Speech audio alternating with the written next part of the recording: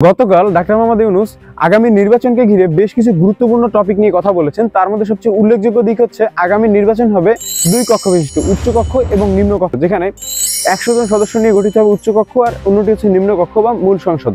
তিনি আরও জানিয়েছেন ভবিষ্যৎ সংবিধান সংস্কারের মতো গুরুত্বপূর্ণ কিছু বিষয়ে সিদ্ধান্ত নিতে হলে আমাদের এই উচ্চকক্ষের সংখ্যাগরিষ্ঠতার সমর্থন প্রয়োজন হবে। কিন্তু আমাদের দেশে সাধারণ মানুষ এখনো ঠিকভাবে জানে না যে উচ্চকক্ষ এবং নিম্নকক্ষ আসলে কি। এই ব্যাপারে বিস্তারিত তারা তেমন কোনো কিছুই জানে না। আসসালামু আলাইকুম এভরিওয়ান, আমি Hasan Jamil and welcome back again. তো আজকের ভিডিওতে আমি আলোচনা করার চেষ্টা করব এই উচ্চকক্ষ এবং নিম্নকক্ষ আসলে কি, তাদের কার্যপ্রণালী এবং মূল উদ্দেশ্য সম্পর্কে, এই ব্যবস্থা থেকে রাষ্ট্র কিভাবে উপকৃত হতে পারে, এর সীমাবদ্ধতাগুলো কি কি রয়েছে, আর সবথেকে বড় প্রশ্ন হচ্ছে বাংলাদেশের রাজনৈতিক সংস্কারে এই দুই কক্ষের সংসদ ব্যবস্থা আসলে কতটা গুরুত্বপূর্ণ ভূমিকা রাখতে পারে। তো চলেন আমরা সরাসরি আলোচনায় ঝাঁপ দিই। প্রথমেই আসি এই উচ্চকক্ষ এবং নিম্নকক্ষ কি। আমরা জানি সংসদ মানেই হচ্ছে আইন প্রণয়নকারী প্রতিষ্ঠান, কিন্তু অনেক দেশে এই সংসদ এক কক্ষ বিশিষ্ট নয় বরং দুই কক্ষ বিশিষ্ট। একটি হচ্ছে নিম্নকক্ষ বা লোয়ার হাউস আর অন্যটি হচ্ছে উচ্চকক্ষ বা আপার হাউস।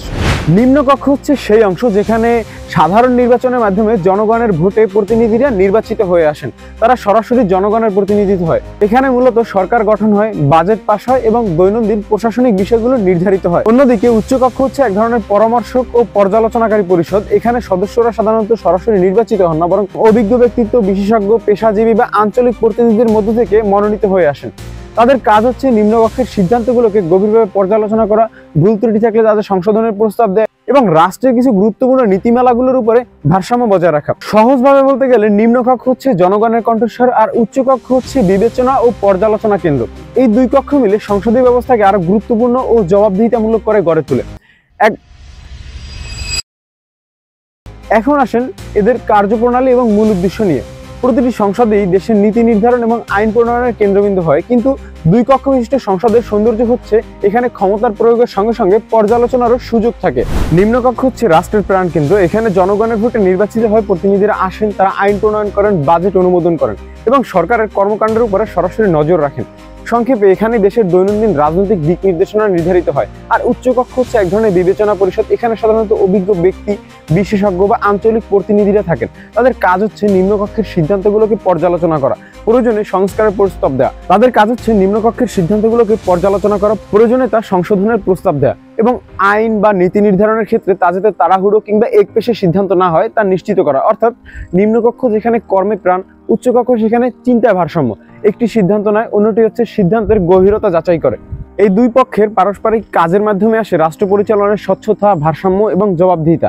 এই তিনটি গুণই একটি গণতান্ত্রিক রাষ্ট্র ব্যবস্থার প্রকৃত ভিত্তি। উচ্চকক্ষ হচ্ছে এক ধরনের বিবেচনা পরিষদ আর নিম্নকক্ষ হচ্ছে বিশেষ ব্যক্তি বা আঞ্চলিক প্রতিনিধিরা হয়ে থাকেন। ওকে ফাইন, এখন চলেন আলোচনা করি এই ব্যবস্থা থেকে রাষ্ট্র কিভাবে উপকৃত হতে পারে। দুই কক্ষ বিশিষ্ট সংসদ ব্যবস্থার সবচেয়ে বড় শক্তি হচ্ছে পর্যালোচনা এবং ভারসাম্য। নিম্নকক্ষ যেখানে সিদ্ধান্ত নেয়, উচ্চকক্ষ সেই সিদ্ধান্তের দীর্ঘমেয়াদী প্রভাব বিচার করে, ফলে তাড়াহুড়ো, দলীয় প্রভাব কিংবা জনমোহনের সিদ্ধান্তের আশঙ্কা কমে যায়। এই ব্যবস্থায় দেশের নীতি নির্ধারণ হয় বেশ পরিপক্কভাবে। অভিজ্ঞতা এবং জ্ঞানের সমন্বয় গড়ে ওঠে এক ধরনের বুদ্ধিভিত্তিক ভারসাম্য। আর এতে সবচেয়ে গুরুত্বপূর্ণ বিষয় হচ্ছে এতে রাষ্ট্র পরিচালনার জবাবদিহিতা বাড়ে, কারণ এক কক্ষের সিদ্ধান্ত অন্য কক্ষের পর্যালোচনার মুখোমুখি হয়। এভাবে রাষ্ট্র ধীরে ধীরে স্থিতিশীল এবং বিচক্ষণ এবং স্বচ্ছ প্রশাসনিক কাঠামোর দিকে এগিয়ে যায়। তো এখন আসেন আলোচনা করি এর সীমাবদ্ধতাগুলো কি কি হতে পারে। দুই কক্ষ থাকায় সিদ্ধান্ত গ্রহণের প্রক্রিয়া তুলনামূলকভাবে অনেকটা ধীর গতিতে হয়। অনেক ক্ষেত্রে আইন পাস হতে লেট হয়। কিছু কিছু ক্ষেত্রে দুই পক্ষের মধ্যে মতবিরোধ দেখা দিতে পারে, যা রাজনৈতিক অচলাবস্থা সৃষ্টি করতে পারে। এছাড়াও যদি উচ্চকক্ষ সঠিকভাবে গঠিত না হয়, সেক্ষেত্রে যোগ্যতার পরিবর্তে পক্ষপাত বা দলীয় প্রভাব কাজ করতে পারে। তখন এই কাঠামো কার্যকর হওয়ার বদৌলতে জটিলতা বাড়াতে পারে। শুধু দুই কক্ষ তৈরি করলেই হবে না, এর গঠন, সদস্য নির্বাচন এবং কার্যপ্রণালীতে সুপরিকল্পিত নীতি এবং নৈতিক মানদণ্ড থাকতে হবে। তো ফাইনালি এখন চলেন আলোচনা করি বাংলাদেশের প্রেক্ষাপটে এটা কতটা কার্যকরী পদক্ষেপ হতে পারে। বাংলাদেশের রাজনৈতিক প্রেক্ষাপটে এখন সবচেয়ে বড় চ্যালেঞ্জ হচ্ছে আস্থা, জবাবদিহিতা এবং ভারসাম্যের অভাব। এই বাস্তবতায় দুই কক্ষ বিশিষ্ট সংসদ ব্যবস্থা যদি সত্যিকার অর্থে নিরপেক্ষভাবে গঠন করা যায়, তাহলে এটি হতে পারে রাষ্ট্রীয় সংস্কারের এক গুরুত্বপূর্ণ পদক্ষেপ। উচ্চকক্ষ যদি হয় জ্ঞান, অভিজ্ঞতা এবং দূরদৃষ্টি সম্পন্ন ব্যক্তিদের মঞ্চ, তাহলে নিম্নকক্ষ হয় জনগণের কণ্ঠস্বর। তাহলে এই দুইয়ের সংযোগে জন্ম নিতে পারে এক গণতান্ত্রিক ভারসাম্যপূর্ণ রাষ্ট্র ব্যবস্থা। তবে সবকিছু শুরু একটা জায়গা থেকে, সেটা হচ্ছে রাজনৈতিক সদিচ্ছা। যদি উদ্দেশ্য থাকে ক্ষমতার ভারসাম্য প্রতিষ্ঠা, তাহলে এই দুই কক্ষের সংসদ হতে পারে বাংলাদেশের নতুন রাজনৈতিক সংস্কারের ভিত্তি। তো আজকের মতো এই পর্যন্তই। ভিডিওটি ভালো লেগে থাকলে অবশ্যই লাইক, কমেন্ট এবং শেয়ার দিয়ে অন্যদের দেখার সুযোগ করে দিবেন।